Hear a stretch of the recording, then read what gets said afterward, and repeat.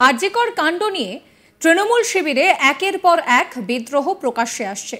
আরজিকরের প্রতিবাদে গত সপ্তাহেই নিজের এক্স হ্যান্ডেলে পোস্ট করে দলের অস্বস্তি বাড়িয়েছিলেন সুখেন্দু শেখর রায়। তার বাস্তিল দুর্গের পতনের কথা বলে যে পোস্ট, সেই পোস্টকে কেন্দ্র করে রীতিমতন শোরগোল পড়ে গিয়েছিল। তারপর আবার একই ইস্যুতে সাংসদ পদ ছাড়লেন জহর সরকার। জহর সরকার ইতিমধ্যেই সাংসদ পদ ছাড়তে চেয়ে মুখ্যমন্ত্রী মমতা বন্দ্যোপাধ্যায়কে চিঠি দিয়েছেন। সাংসদ পদ ছাড়ার পাশাপাশি রাজনীতি ছাড়ার ঘোষণাও তিনি করে দিয়েছেন। সাংসদ পদ ছাড়ার জন্য আরজিকর কাণ্ডে যে জনজাগরণ, তাকে তিনি গুরুত্ব দিচ্ছেন। সেই জন্য মুখ্যমন্ত্রীকে তিনি চিঠি লিখেছেন। তিনি কয়েকদিনের মধ্যে দিল্লি গিয়ে রাজ্যসভার চেয়ারম্যানের কাছে চিঠি দিয়ে পদত্যাগ করবেন বলেও জানিয়েছেন। এখন প্রশ্ন উঠতে শুরু করেছে যে তাহলে কি জহর সরকারের রাস্তায় হাঁটবেন সুখেন্দু শেখর রায়?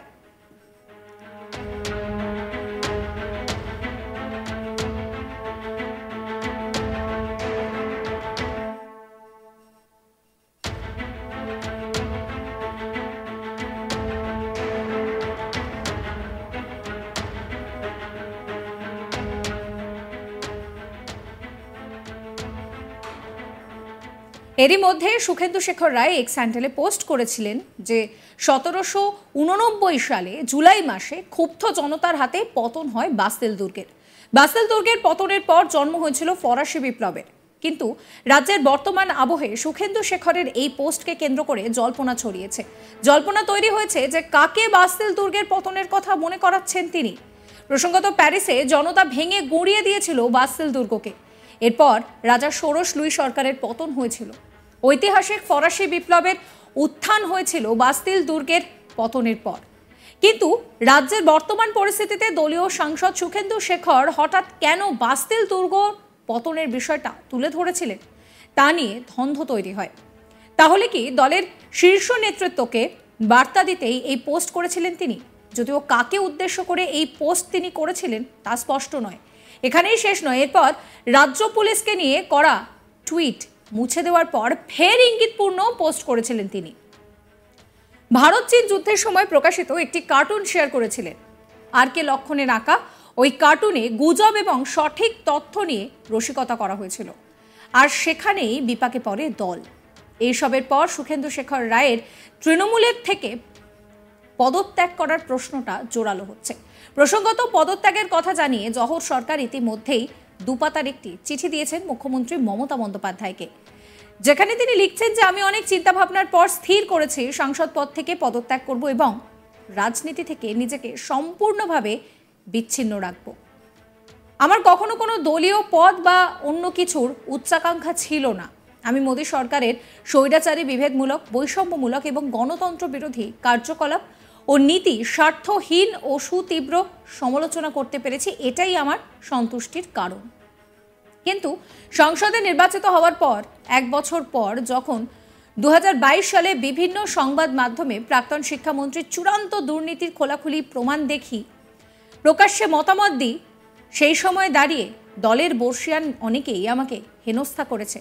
তখন আমি পদত্যাগ করা থেকে বিরত ছিলাম এই আশা নিয়ে যে আপনি কাটমানি ও আর্থিক দুর্নীতির বিরুদ্ধে 1 বছর আগে যে আন্দোলন আরম্ভ করেছিলেন তা চালিয়ে যাবেন।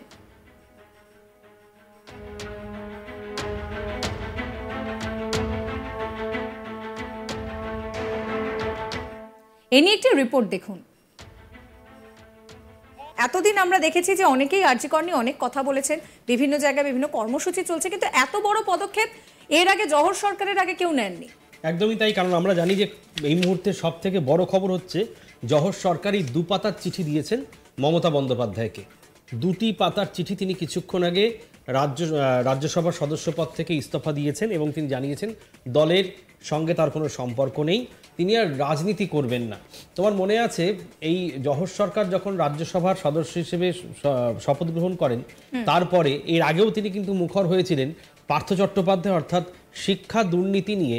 পার্থ চট্টোপাধ্যায়ের জেল যাত্রার পরে এবং অনুব্রত মণ্ডলের জেল যাত্রার পরে জহর সরকার কিন্তু সেই সময় যথেষ্ট একটা খুব কণ্ঠছাড়ো জোরে তিনি খুব সজোরে সে আপত্তি জানিয়েছিলেন এবং জানিয়েছিলেন এটা কী হচ্ছে, যে দলটাকে মানুষ 34 বছরের রাজপাটের অবসান করে নতুন একটি দলকে ক্ষমতায় আনলো তৃণমূল কংগ্রেসকে, যে তারা ভালো সুশাসন দেবে, সেই দল ক্ষমতায় আসার পরে শিক্ষা দুর্নীতি, গরু কেলেঙ্কারি, কয়লা কেলেঙ্কারি নিয়ে এরকম একের পর এক যখন তৃণমূলের নেতামন্ত্রীরা জেলে যাচ্ছেন, তখনও কিন্তু উষ্মা প্রকাশ করেছিলেন জহর সরকার।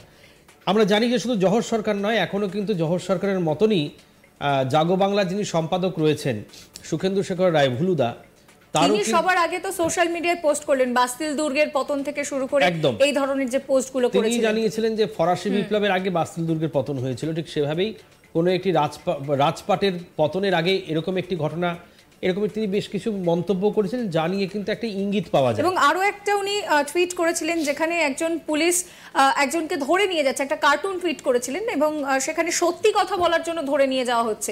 এই কার্টুন মানে এই সমস্ত দিক থেকে কিন্তু সুখেন্দু বাবু তিনি এই পুরো বিষয়টার যে অগেইনস্টে রয়েছেন সেটা জানিয়েছেন। শান্তনু সেনও তো তাই একই কাজই করেছিলেন, কিন্তু এত বড় পদক্ষেপ জহর সরকারের আগে কেউ নেননি। কারণ দেখো, জহর সরকার আইএএস অফিসার, প্রথমে জানতে হবে যে জহর সরকারের তার কিন্তু কিছু চাওয়া পাওয়ার ব্যাপার নেই। তিনি এসেছিলেন যে লোকসভায় গিয়ে তিনি বিজেপির বিরুদ্ধে, বিজেপির স্বৈরাচারের বিরুদ্ধে, তার এই দুপাতার চিঠিতে ছত্রে লেখা রয়েছে বিজেপির বিরুদ্ধে এবং নরেন্দ্র মোদীর স্বৈরাচারী শাসনের বিরুদ্ধে তিনি লোকসভায় তার বক্তব্য রাখবেন, তার মনের ভাব প্রকাশ করবেন, যেগুলো লোকসভাতে রেকর্ড থাকবে এবং দেশের মানুষের কাছে বিজেপির কুপ্রভাব তুলে ধরবেন।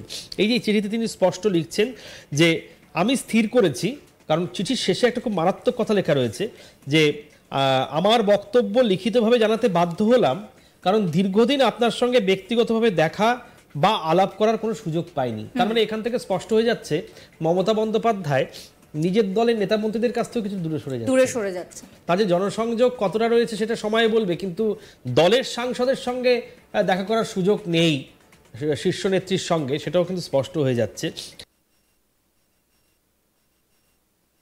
এরপরে জহর সরকার আরজিকর প্রসঙ্গ তোলেন। তিনি সেখানে উল্লেখ করেন যে গত 1 মাস ধৈর্য ধরে আরজিকর হাসপাতালের ঘৃণ্য ঘটনার বিরুদ্ধে সবার প্রতিক্রিয়া দেখছি আর ভাবছি যে আপনি কেন সেই পুরনো মমতা ব্যানার্জির মতো ঝাঁপিয়ে পড়ে সরাসরি জুনিয়র ডাক্তারদের সঙ্গে কথা বলছেন না। এখন সরকার যেসব শাস্তিমূলক ব্যবস্থা নিচ্ছে তা এক কথায় অতি অল্প এবং অনেক দেরি হয়ে গিয়েছে। সবাই জানে রাজ্যের স্বাভাবিক অবস্থা অনেক আগেই ফিরতে পারত যদি দুর্নীতিগ্রস্ত এই ডাক্তারদের চক্র ভেঙে দেওয়ার সময়োচিত সিদ্ধান্ত নেওয়া হতো। এই নিয়ে প্রতিক্রিয়া দিয়েছেন সুজন চক্রবর্তী, কি বলছেন তিনি শোনাবো। জহর সরকার সাংসদ পদে ইস্তফা মুখ্যমন্ত্রীকে চিঠি দিয়েছেন, খুবই সঙ্গত। যে কোনো সংবেদনশীল মানুষ যা চলছে তা সহ্য করতে পারছেন না, লজ্জায় মরে যাচ্ছেন, কুঁকড়ে যাচ্ছেন, অসম্মানিত বোধ করছেন। সাধারণ মানুষের প্রতিক্রিয়া সবাই দেখতে পাচ্ছেন। ডাক্তার সহ নানান অংশের মানুষ গোটা দেশ জুড়ে যেভাবে প্রতিবাদ করছেন, এমনকি আন্তর্জাতিক। সাবস্ক্রাইব করবেন আজ তাক বাংলার ইউটিউব চ্যানেলকে, ফলো করবেন হোয়াটসঅ্যাপ চ্যানেলও।